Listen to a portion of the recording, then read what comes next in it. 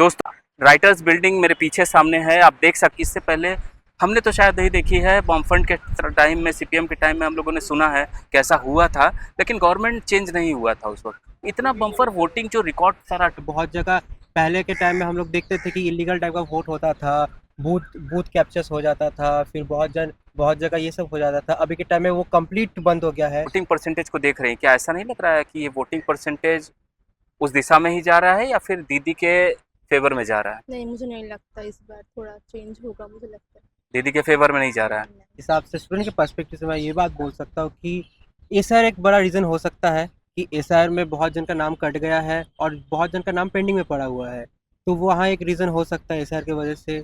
और दो चार रीज़न हो सकता है सीआरपीएफ जो सेंट्रल फोर्सेस हुआ है। 20 साल पहले से वोट दे रहा है, अच्छा, कभी नहीं देखा ऐसे वोट। ठीक है। और आप देख सकते हैं कि सेकंड में के आगे भी एक और जगह री इलेक्शन का बात हुआ है। डायमंड हार्बर का बात पकड़ लीजिए। फाल्टा फाल्टा सीट हाँ, पे फाल्टा वहाँ फिर से री इलेक्शन होने का बात है। तो ये थोड़ा लाइक परिवर्तन आना चाहिए बिकॉज परिवर्तन आना चाहिए। मैंने सेव हियर। तो यही सब कुछ रीजंस की वजह से हो सकता है कि मतलब इतना काइंड ऑफ वोट पड़ा है। फॉल्स वोट होता है, कोई कहाँ कहाँ तो वोट भी तो नहीं होता है, तो वो लोग अपना वोट अपना कर लेता है ऐसे ही। अब इतना काइंड ऑफ वोट पड़ा है। अब देख लीजिए, ग्राफ बोलता है फर्स्ट फेज में 91% हुआ है, सेकंड फेज में ऑलमोस्ट 90 हुआ है। किसी किसी जगह तो ऐसा भी हुआ है कि 93, 94, हाँ, वो 95 तक चला गया। वो भी बात है। ये बहुत रीजंस हो रहा है एक्चुअली।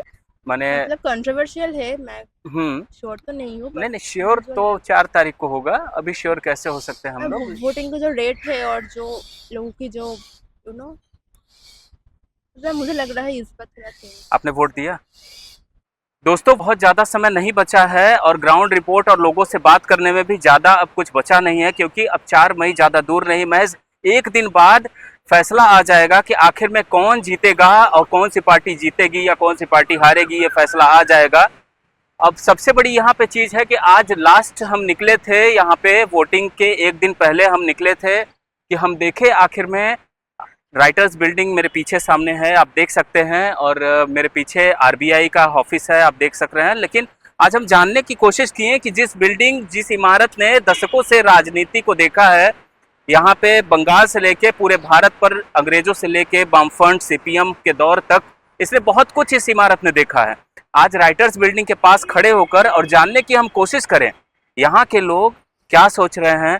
आखिर में वोटिंग परसेंटेज, इतना बम्पर वोटिंग जो रिकॉर्ड तोड़ वोटिंग पड़ी है पश्चिम बंगाल में, कि सारे रिकॉर्ड टूट के रह गए, सारे रिकॉर्ड धरे के धरे रह गए। आखिर में इतनी परसेंटेज की वोटिंग क्यों पड़ी, कैसे पड़ी, महिलाओं ने इतने वोट क्यों दी? जिस हिसाब से हमने देखा कि इस बार बहुत ही ज्यादा, मैं यहाँ बैठ जाऊँ थोड़ा। तो इस बार दादा हम देख रहे हैं कि बहुत ज़्यादा वोटिंग परसेंटेज बहुत ज़्यादा बंगाल में बढ़ा। आमतौर पे हम लोगों ने कहीं और मेट्रो शहर में इतना परसेंटेज नहीं देखा, कलकत्ता में तो दूर दूर तक सोचने वाली भी बात नहीं है। तो आखिर में इतना वोटिंग परसेंटेज बढ़ा, इसका क्या कारण आप समझते हैं एक स्थानीय होने के तौर? अच्छा, देखिए, मैं करेंटली एक स्टूडेंट हूँ, तो स्टूडेंट के हिसाब से, स्टूडेंट के पर्सपेक्टिव से मैं ये बात बोल सकता हूँ कि एसआर एक बड़ा रीज़न हो सकता है कि एसआर में बहुत जन का नाम कट गया है और बहुत जन का नाम पेंडिंग में पड़ा हुआ है, तो वहाँ एक रीज़न हो सकता है एसआर की वजह से। और दो चार रीज़न हो सकता है सीआरपीएफ जो सेंट्रल फोर्सेस हुआ है। बहुत जगह पहले के टाइम में हम लोग देखते थे कि इलीगल टाइप का वोट होता था, बूथ कैप्चर्स हो जाता था, फिर बहुत जगह ये सब हो जाता था। अभी के टाइम में वो कंप्लीट बंद हो गया है। ठीक है। और आप देख सकते हैं कि सेकंड में के आगे भी एक और जगह री इलेक्शन का बात हुआ है।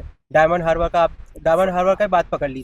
फाल्टा सीट हाँ, पे फाल्टा वहाँ फिर से री इलेक्शन होने का बात है। तो यही सब कुछ रीजंस की वजह से हो सकता है कि मतलब इतना काइंड ऑफ वोट पड़ा है। अब देख लीजिए, ग्राफ बोलता है फर्स्ट फेज में 91% हुआ है, सेकंड फेज में ऑलमोस्ट 90 हुआ है। किसी किसी जगह तो ऐसा भी हुआ है कि 93, 94, हाँ, 95 तक चला गया। वो भी बात है। ये बहुत रीजंस हो रहा है एक्चुअली। अभी एक्चुअली एक और रीजन है कि जो हम लोग जैसे आम जनता है, हम लोग और कॉन्शियस हो गए हैं नया सरकार के लिए।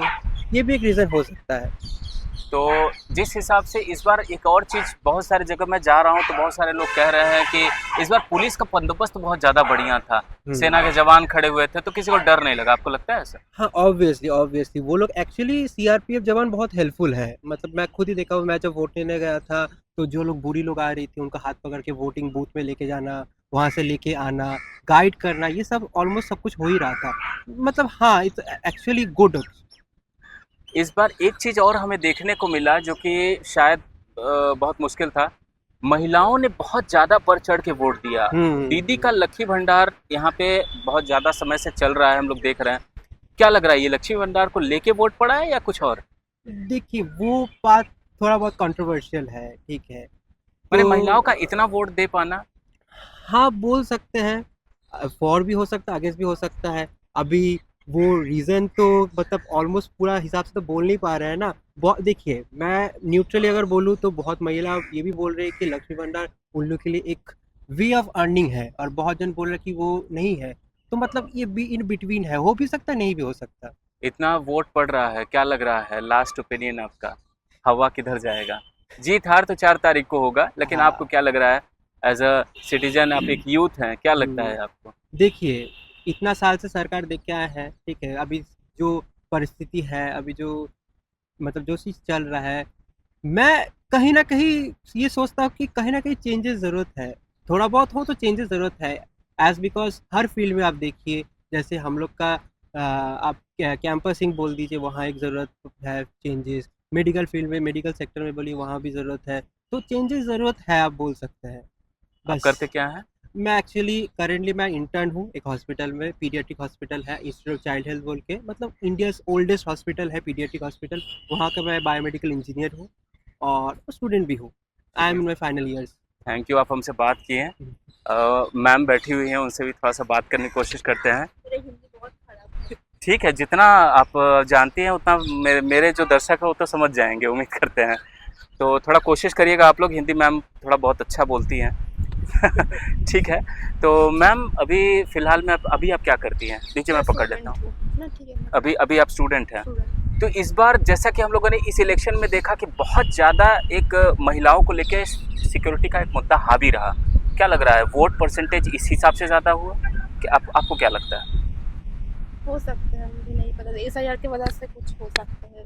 और जो महिलाओं का एक सुरक्षा को लेके बंगाल में बात उठता है, उसको लेके आप क्या कहेंगे? वो तो बिल्कुल भी नहीं है। मैं खुद उसको क्या बोलते हैं, माने आप अभी करती क्या हैं? मैं स्टूडेंट हूँ। स्टूडेंट हैं। तो अभी महिलाओं का जिस हिसाब से लेके एक सुरक्षा का मुद्दा उठ रहा है बंगाल में, आपको इस पे क्या लगता है कि मुझे लगता है ये थोड़ा लाइक परिवर्तन आना चाहिए, बिकॉज परिवर्तन आना चाहिए? माने safe here. Womens are not safe here. तो आप जिस हिसाब से इस वोटिंग परसेंटेज को देख रहे हैं, क्या ऐसा नहीं लग रहा है कि ये वोटिंग परसेंटेज उस दिशा में ही जा रहा है या फिर दीदी के फेवर में जा रहा है? नहीं, मुझे नहीं लगता इस बार थोड़ा चेंज होगा, मुझे लगता है। दीदी के फेवर में नहीं जा रहा है? नहीं। माने मतलब कंट्रोवर्शियल है, मैं हम्म श्योर तो नहीं हूँ, नहीं नहीं, श्योर तो 4 तारीख को होगा, अभी श्योर कैसे हो सकते हैं हम लोग? वोटिंग का जो रेट है और जो लोगों की जो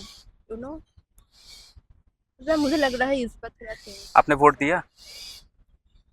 महिलाओं ने बहुत ज़्यादा इस बार बढ़ चढ़ के वोट दिया। आपको क्या लग रहा है कि क्या मुद्दा हावी रहेगा, परिवर्तन की तरफ जा रहा है ये हवा, या फिर दीदी के फेवर में जा रही हैं महिलाएं सब? क्या लगता है मुझे आपको? नहीं लगता इस बार दीदी के फेवर में, और इस बार जा भी रहे हैं तो बहुत गलत है, बहुत गलत है। मुझे लगता है थोड़ा चेंज जरूरी है। चेंज होना चाहिए।